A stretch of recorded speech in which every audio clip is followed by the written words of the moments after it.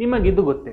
ಭಾರತದ ಪೆಟ್ರೋಲ್ ಬೆಲೆ ದೆಹಲಿಯಲ್ಲಿ ಅಲ್ಲ, ಸಾವಿರಾರು ಕಿಲೋಮೀಟರ್ ದೂರದಲ್ಲಿರುವ ವೆನಿಜುವೆಲಾದಲ್ಲಿನ ಶಕ್ತಿ ಹೋರಾಟದಿಂದ ನಿರ್ಧಾರವಾಗುತ್ತಿದೆ. ಇದು ಕ್ಷಿಪಣಿಗಳ ಬಗ್ಗೆ ಅಲ್ಲ, ಇದು ಸೈನಿಕರ ಬಗ್ಗೆ ಅಲ್ಲ, ಇದು ತೈಲ, ಹಣ ಮತ್ತು ಜಾಗತಿಕ ವ್ಯವಸ್ಥೆಯನ್ನು ಯಾರು ನಿಯಂತ್ರಿಸುತ್ತಾರೆ ಎಂಬುದರ ಬಗ್ಗೆ. ವೆನಿಜುವೆಲಾದ ತೈಲ ಕತೆ 1914ರಲ್ಲಿ ಆರಂಭವಾಯಿತು. ಅಂದು ಅಲ್ಲಿ ತೈಲ ಪತ್ತೆಯಾಗಿದ್ದು ವೆನಿಜುವೆಲಾ ಜಗತ್ತಿನ ಅತ್ಯಂತ ಶ್ರೀಮಂತ ದೇಶಗಳಲ್ಲಿ ಒಂದಾಗಿ ಬೆಳೆಯಿತು. ಹಲವು ದಶಕಗಳ ಕಾಲ ತೈಲದಿಂದ ಬಂದ ಹಣ ನಗರಗಳನ್ನು ನಿರ್ಮಿಸಿತು ಮತ್ತು ಜನಕಲ್ಯಾಣ ಯೋಜನೆಗಳಿಗೆ ಆಧಾರವಾಯಿತು. ಆದರೆ 1976ರಲ್ಲಿ ಸರ್ಕಾರ ತೈಲ ಉದ್ಯಮವನ್ನು ರಾಷ್ಟ್ರೀಕರಣ ಮಾಡಿತು ಮತ್ತು PDVSA ಎಂಬ ಸರ್ಕಾರಿ ಸಂಸ್ಥೆಯನ್ನು ಸ್ಥಾಪಿಸಿತು. PDVSA ಎಂದರೆ ಪೆಟ್ರೋಲಿಯೋಸ್ ಡೆ ವೆನಿಜುವೆಲಾ SA.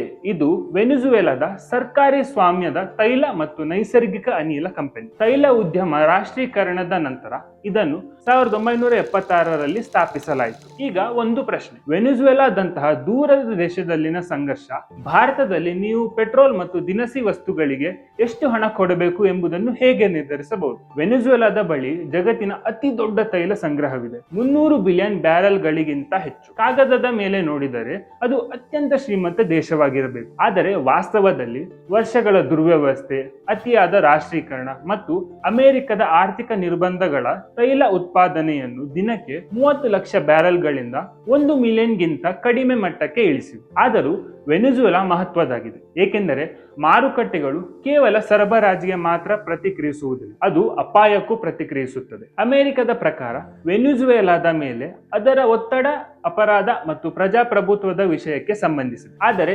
ಆರ್ಥಿಕವಾಗಿ ನೋಡಿದರೆ ಇದು ಇಂಧನ ನಿಯಂತ್ರಣದ ಪ್ರಶ್ನೆ. ವೆನಿಜುವೆಲಾದ ಭಾರವಾದ ಕಚ್ಚಾ ತೈಲ ಅಮೆರಿಕದ ರಿಫೈನರಿಗಳಿಗಿಂತ ಅತ್ಯಂತ ಸೂಕ್ತವಾಗಿದೆ. ರಾಯ್ಟರ್ಸ್ ವರದಿಯಂತೆ ವೆನಿಜುವೆಲಾದ ತೈಲ ಅಮೆರಿಕದ ಪ್ರಭಾವದ ಅಡಿಗೆ ಬಂದರೆ ಅಮೆರಿಕದ ರಿಫೈನರಿಗಳಿಗೆ ಲಾಭವಾಗುತ್ತದೆ, ಆದರೆ ಚೀನಾಗೆ ನಷ್ಟ ಉಂಟು ಮಾಡುತ್ತದೆ. ಚೀನಾ ಬಹುಕಾಲದಿಂದ ವೆನಿಜುವೆಲಾದ ತೈಲವನ್ನು ಖರೀದಿಸುತ್ತಾ ಬಂದಿದೆ ಮತ್ತು ಅಲ್ಲಿ ದೊಡ್ಡ ಮಟ್ಟದಲ್ಲಿ ಹೂಡಿಕೆ ಮಾಡಿದೆ, ಹೆಚ್ಚಾಗಿ ತೈಲಕ್ಕೆ ಬದಲಾಗಿ ಸಾಲ ಒಪ್ಪಂದಗಳ ಮೂಲಕ. ಯಾವುದೇ ಅಡಚಣೆ ಚೀನಾಗೆ ಇಂಧನ ಭದ್ರತೆಯನ್ನು ದುರ್ಬಲಗೊಳಿಸುತ್ತದೆ. ಅದಕ್ಕಾಗಿಯೇ ವೆನಿಜುವೆಲಾ ಬ್ರಿಕ್ಸ್ಗೆ ಹತ್ತಿರವಾಗುವುದು ಮತ್ತು ಅಮೆರಿಕನ್ ಡಾಲರ್ ವ್ಯವಸ್ಥೆಯಿಂದ ದೂರ ಸರಿಯುವುದು ವಾಷಿಂಗ್ಟನ್ಗೆ ಅಸಹಜತೆಯನ್ನು ಉಂಟು ಮಾಡುತ್ತದೆ. ವೆನಿಜುವೆಲಾ ಒಪೆಕ್ನ ಸ್ಥಾಪಕ ಸದಸ್ಯವೂ ಹೌದು. ಈಗ ಅದು ಅಮೆರಿಕ ಡಾಲರ್ ಆಧಾರಿತ ವ್ಯವಸ್ಥೆಯಿಂದ ಹೊರಬರಲು ಬ್ರಿಕ್ಸ್ಗೆ ಹತ್ತಿರವಾಗಲು ಪ್ರಯತ್ನಿಸುತ್ತಿದೆ. ಇದರಿಂದ ಅದು ಅಮೆರಿಕ ನೇತೃತ್ವದ ಜಾಗತಿಕ ಆರ್ಥಿಕ ವ್ಯವಸ್ಥೆಯೊಂದಿಗೆ ನೇರ ಸಂಘರ್ಷಕ್ಕೆ ಬರುತ್ತದೆ. ಇದು ನಾಟೋ ವಿರುದ್ಧ ವೆನಿಜುವೆಲಾ ಎಂಬ ಸೈನಿಕ ಯುದ್ಧವಲ್ಲ,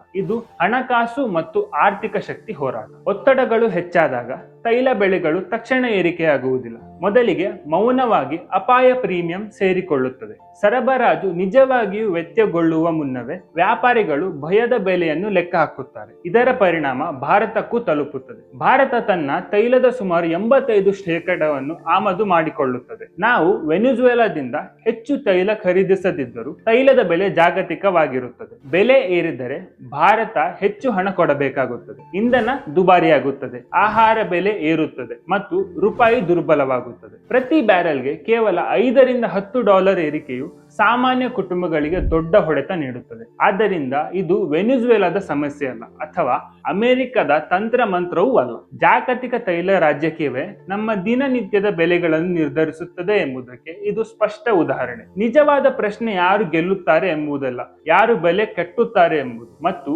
ಸಾಮಾನ್ಯವಾಗಿ ಆ ಬೆಲೆ ಕಟ್ಟುವುದು ಸಾಮಾನ್ಯ ನಾಗರಿಕರೇ.